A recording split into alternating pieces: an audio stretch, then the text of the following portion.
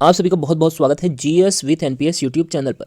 आज की क्लास में हम लोग जो है 2022 के कुछ इंपॉर्टेंट करंट अफेयर के क्वेश्चंस और साथ में कुछ स्टैटिक जीके के क्वेश्चन इस क्लास में डिस्कस करने वाले हैं। तो चलिए बच्चों शुरुआत करते हैं इस क्लास की। देखिए बच्चों, सबसे पहले हमारे सामने पहला क्वेश्चन है, अंडर 17 फीफा महिला विश्व कप 2022 को किसने जीता है। तो देखिए, अंडर 17 जो फीफा महिला विश्व कप जो भारत के अंदर हुए हैं, इसको इस बार जीता है बच्चों स्पेन देश ने। स्पेन देश ने इस किताब को अपने नाम किया है। देखिए, अगर आपसे पूछा जाए कि बताइए फीफा अंडर 17 जो महिला विश्व कप हुआ है, इसमें गोल्डन ग्लव्स को किसने जीता है, तो इनका नाम है सोफिया फुएंते और ये भी बच्चों स्पेन देश की है। तो इनका भी नाम आप नोट कर सकते हैं। गोल्डन ग्लव्स जो जो जीता है वो सोफिया फुएंते ने जीता है, स्पेन देश की है। अगर बात करें हम स्पेन देश की राजधानी की, तो यहाँ की राजधानी है बच्चों मैड्रिड। स्पेन की राजधानी क्या है? मैड्रिड। इसके अलावा स्पेन का जो राष्ट्रीय खेल है उसका नाम है बच्चों सांड युद्ध या बुल फाइट। इसको भी आप जो है अपनी कॉपी में नोट डाउन कर सकते हैं। चलिए देखते हैं हम कुछ और बातें। देखिए, हाल ही में जो है फुटबॉल को बढ़ावा देने के लिए भारत में फीफा के द्वारा कौन सी पहल शुरू की गई है, तो ये पहल का नाम है बच्चों फुटबॉल फॉर स्कूल पहल। फुटबॉल फॉर स्कूल पहल, तो ये फीफा के द्वारा शुरू किया गया है भारत में फुटबॉल को बढ़ावा देने का। अगर आपसे पूछा जाए कि बताइए फीफा का जो है मुख्यालय कहाँ पर है, तो ये बच्चों ज्यूरिख स्विट्जरलैंड के अंदर स्थित है।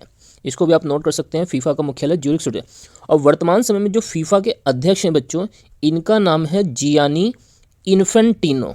इनका भी नाम आप जो है नोट कर सकते हैं, जियानी इन्फेंटिनो। तो ये कुछ बातें थी जो मोस्ट इंपॉर्टेंट है। नेक्स्ट अगर हम बात करें दूसरा क्वेश्चन, राष्ट्रीय एकता दिवस कब मनाया जाता है। तो देखिए, जो राष्ट्रीय एकता दिवस मनाया जाता है वो मनाया जाता है 31 अक्टूबर को। क्या होता है 31 अक्टूबर को? सरदार वल्लभ भाई पटेल का जो है जन्मदिन होता है 31 अक्टूबर को, जिसको राष्ट्रीय एकता दिवस के रूप में मनाया जाता है। देखिए, जो सरदार वल्लभ भाई पटेल थे, इनको जो है भारत का लौह पुरुष भी कहा जाता है। लौह पुरुष का मतलब हो गया आयरन मैन, तो ये भारत के आयरन मैन के नाम से भी जाने जाते हैं। इसके अलावा देखिए, हाल ही में जो है जो विश्व की सबसे ऊंची मूर्ति बनाई गई है, जिसका नाम है बच्चों स्टैचू ऑफ यूनिटी, जो गुजरात के केवड़िया जिले के अंदर बनाई गई है। इसकी अगर आपसे ऊंचाई पूछी जाए तो इसकी ऊंचाई है बच्चों 182 मीटर। ये सरदार वल्लभ भाई पटेल की मूर्ति है जो गुजरात के केवड़िया जिले में स्थित है। और इसके जो वास्तुकार हैं, जो जिन्होंने इसको बनाया है, उनका नाम है राम सुतार। तो ये भी नाम आप जो है नोट कर सकते हैं। चलिए देखते हैं हम अगला क्वेश्चन। देखिए, तीसरा क्वेश्चन है हमारा, भारत का पहला डुगोंग संरक्षण केंद्र कहाँ बना है।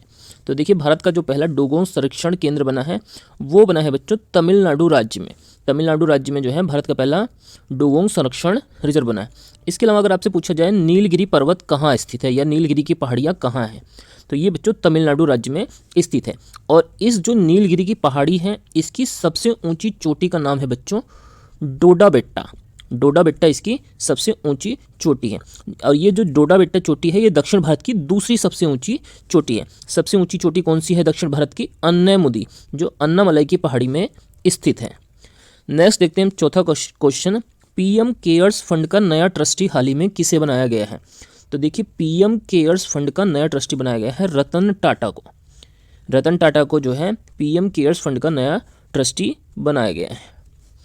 नेक्स्ट देखते हैं। देखिए, यहाँ पे टाटा से एक क्वेश्चन जो है आपके एग्जाम में पूछा जा सकता है कि देखिए, जो आईपीएल 2022 हुए हैं उसका स्पॉन्सर कौन था इस बार।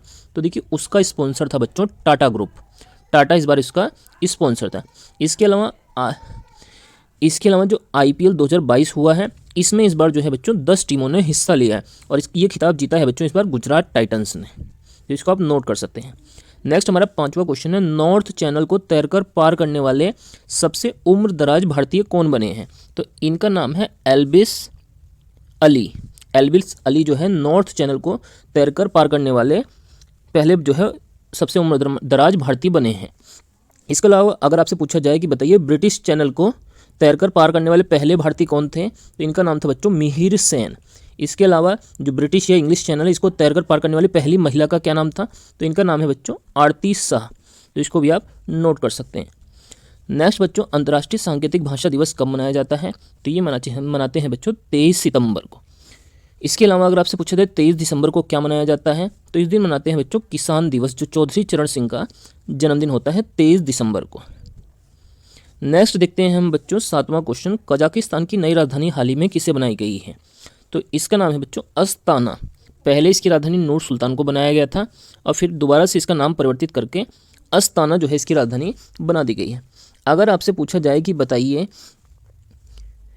विश्व में ऐसा कौन सा देश है जो सबसे बड़ा स्थल अवरुद्ध देश है, मतलब जिसकी सीमा चारों ओर से किसी न किसी स्थल से लगी हुई है, तो ये देश बच्चों कजाकिस्तान है। नेक्स्ट देखते हैं अगला क्वेश्चन, 8वां क्वेश्चन। सीएम हिज स्वास्थ्य बीमा योजना किस राज्य के द्वारा शुरू किया गया है?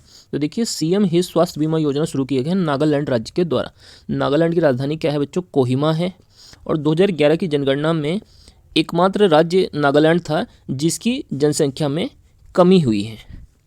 नेक्स्ट देखते हैं 9वां क्वेश्चन। विधानसभा में महिला विधायकों के लिए एक दिन आरक्षित करने वाला राज्य कौन सा बना है? तो देखिए बच्चों विधानसभा में महिला विधायकों के लिए एक दिन आरक्षित करने वाला राज्य बना है उत्तर प्रदेश। इसके अलावा अगर आपसे पूछे विधानसभा का सदस्य बनने के लिए न्यूनतम आयु कितनी होती है? 25 वर्ष। और विधान परिषद का सदस्य बनने की न्यूनतम आयु होती है 30 वर्ष। उत्तर प्रदेश की जो विधानसभा है उसमें 403+1 सीटें हैं और जबकि विधान परिषद के अंदर बच्चों टोटल 100 सीटें हैं। नेक्स्ट चलिए देखते हैं 10वां और अंतिम क्वेश्चन करंट अफेयर का। इसके बाद हम कुछ स्टैटिक जीके के क्वेश्चन डिस्कस करेंगे। देखिए हॉकी इंडिया के नए अध्यक्ष हाल ही में कौन बने हैं? तो इनका नाम है बच्चों दिलीप तिर्की। दिलीप तिर्की हॉकी इंडिया के नए अध्यक्ष बने। हॉकी का मैच पूछा जाए कितने देर का होता है तो ये 70 मिनट का होता है, जबकि फुटबॉल का मैच बच्चों 90 मिनट का होता है। नेक्स्ट चलिए देखते हैं अगला क्वेश्चन कुछ स्टैटिक जीके के। देखिए समता स्थल किसकी समाधि स्थल है? तो ये जगजीवन राम की समाधि स्थल है। हरिजन सेवक संघ की स्थापना किसने करी? महात्मा गांधी जी ने करी थी हरिजन सेवक संघ की स्थापना। सर्वोदय योजना को किसने पेश किया? जयप्रकाश नारायण के द्वारा पेश किया गया था सर्वोदय योजना। और मलेरिया से जो है कौन सा अंग प्रभावित होता है? तो तिल्ली या स्प्लीन जो है प्रभावित होता है। और लास्ट क्वेश्चन है भील जनजाति किस राज्य में पाई जाती है? तो ये मध्य प्रदेश राज्य में पाई जाती है भील जनजाति। तो ये हमारी बच्चों आज की करंट अफेयर और स्टैटिक जीके की क्लास थी। अगर आप लोगों को ये क्लास अच्छी लगी है और आप चाहते हैं कि मैं आपके लिए इस प्रकार की और भी जो है क्लासेस लेके आऊँ, तो आप लोग इस वीडियो को जो है लाइक कीजिए, शेयर कीजिए और चैनल को ज़रूर एक बार जो है सब्सक्राइब कर लीजिए।